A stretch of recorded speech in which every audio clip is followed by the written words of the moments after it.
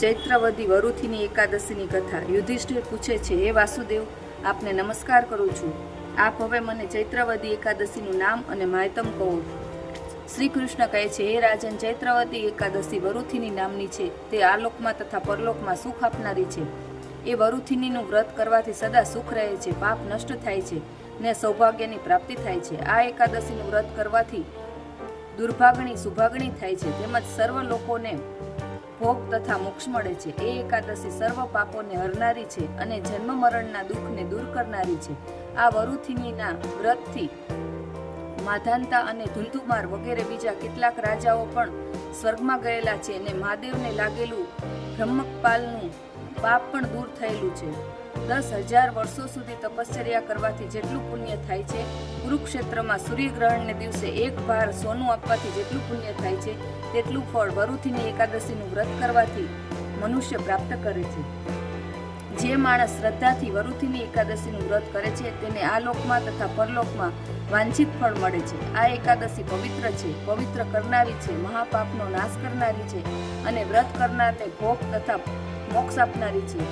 હે રાજન, ઘોડાના દાનથી હાથીનું દાન અધિક છે, તેથી પૃથ્વીનું દાન અધિક છે અને તેથી પણ તલનું દાન અધિક છે, તેથી પણ સોનાનું દાન અધિક છે અને તેથી પણ અન્નદાન અધિક છે, કારણ કે અન્ન વડે પિતૃઓને, દેવોને અને મનુષ્યોને તૃપ્તિ થાય છે। આટલા માટે અન્નથી ઉત્તમ બીજું એક પણ દાન થયું નથી અને થશે પણ નહીં। અન્નદાન કન્યાદાન સમાન છે એમ પંડિતો કહે છે અને ગૌદાન પણ અન્નદાન સમાન છે એમ ભગવાન પોતે કહે છે। ઉપર કહેલા સઘળા દાનોથી વિદ્યાદાન શ્રેષ્ઠ છે। એ વિદ્યાદાનથી જેટલું પુણ્ય થાય છે, તેટલું પુણ્ય વરુથીની એકાદશીથી થાય છે। જે માણસો કન્યા વિક્રય કરી આજીવિકા ચલાવે છે, તે પાપી માણસોને પ્રલય પર્યંત નરકમાં પડી રહેવું પડે છે। એટલા માટે આપત્તિ વખતે પણ દીકરીના પૈસા લેવાની। જે માણસ લોભથી કન્યા વિક્રય કરી દ્રવ્ય લે છે, તે બીજા જન્મમાં અવશ્ય બિલાડો થાય છે। જે માણસ યથાશક્તિ કપડાં અને અલંકાર પહેરાવી કન્યાદાન કરે છે અને ધન પણ આપે છે, તેને કેટલું પુણ્ય થાય છે એ ચિત્રગુપ્ત પણ કહી શકે તેમ નથી। વરુથીનીનું વ્રત કરવાથી 100 કન્યાદાનો જેટલું પુણ્ય થાય છે।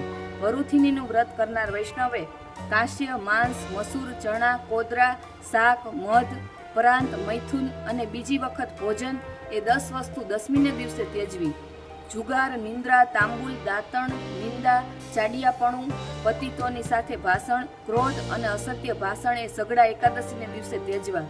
તેમજ કાંસાનું પાત્ર, મસૂર, મધ, અસત્ય ભાષણ, કસરત, મહેનત, મૈથુન, બીજી વખત ભોજન, ક્ષૌર કર્મ એટલે કે હજામત, તેલ અને પરાન્ન એટલી વસ્તુ 12ને દિવસે તજવી। હે રાજન, જે માણસો એવી રીતે વરુથીની વ્રત કરે છે, તેના સઘળા પાપોનો ક્ષય થાય છે અને અંતે તે અક્ષય ગતિને પામે છે।